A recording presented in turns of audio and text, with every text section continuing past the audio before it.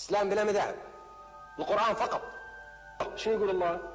إن الذين فرقوا دينهم وكانوا شيعا لست منهم في شيء. منه محمد، قال لي محمد هل يفرقوا دينهم وداروا شيع وداروا أحزاب وداروا تكفير وهجرة وداروا إخوان وداروا حزب التحرير الإسلامي وداروا دعوة وداروا جهاد، لست منهم في شيء. يعني أنت النبي محمد تتبرأ من المسلمين الذين قلدوا النصارى واليهود وعملوا مذاهب وعملوا شيع وأحزاب. هذا القرآن، احنا من نجهل لا نموت. هذول الإخوان المسلمين، حزب تحرير، تكفير، هجرة، دعوة، جهاد، هذول القرآن يتوعدهم بجهنم، عذاب عظيم، وأولئك لهم عذاب عظيم. احنا بندافع عن الآيات البينات هذه، ما نقبلش تفرقة في الإسلام أبدا، ما نقبلش هجرة في الإسلام ولا حزب إسلامي. حزب الله هو الأمة الإسلامية كلها.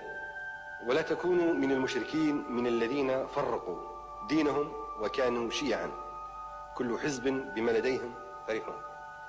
شوف الآيات البينات، قال يا أخوان هذول المشركين هم اللي يعملوا هيك، أما أنتم المسلمين ما تفرقوا ولا تعملوا أحزاب إسلامية، ولا كل حزب يبقى فرحان بنفسه. التكفير يقول احنا على حق، والهجرة يقول احنا على حق، والدعوة يقول احنا على حق، والإخوان يقول احنا على حق، وحزب التحرير الإسلامي يقول نحن على حق. لا، القرآن متنبي بها قبل ظهورها، متنبي بها، وبالتالي لابد من سحقها، ما نسمعش بها أبدا باسم القرآن، مش حتى لا باسم ثورة ولا باسم أي شيء. ما نسمعش في الإسلام أبدا بالتفرق والتشيع والتحزب الذي نهى عنه الله. الثورة أعلنت الدين الحقيقي، والإسلام بلا مذاهب نشرها في العالم. حتى الآن الزندقة هاي اللي طالقة لحيها ومبترة سراويلها ومكسرة سنونها مدمغة روسها، هذه اللي موجودة في مصر، موجودة في المغرب، ممكن موجودة في أي مكان، توجد منها شراب في ليبيا.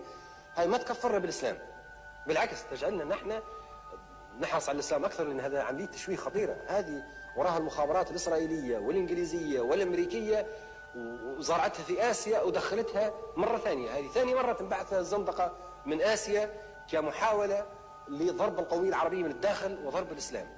هاي ظهرت أيام العباسيين، أيام المنصور، الزندقة بقصد إفشال شعارات إسلامية بضرب الإسلام وبضرب العرب، جت من آسيا.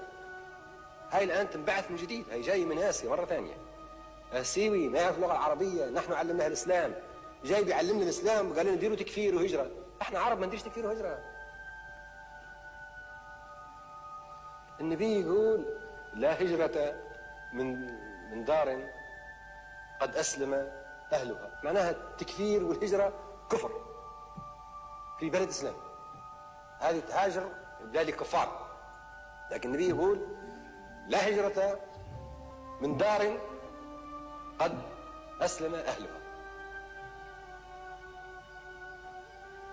لما يكونوا كفار تهجرهم معقول، لما يكونوا قد أعلنوا إسلامهم خلاص، حتى لو كانوا معصاة لا هجرة من هذه الدار. إذن التكفير والهجرة من هنا دمرت. احنا بنمسكهم بالقرآن، هذه اشياء خارج القرآن تماما وخارج الإسلام، واحنا بنقاتل عن القرآن وبنقاتل عن كلمات الله.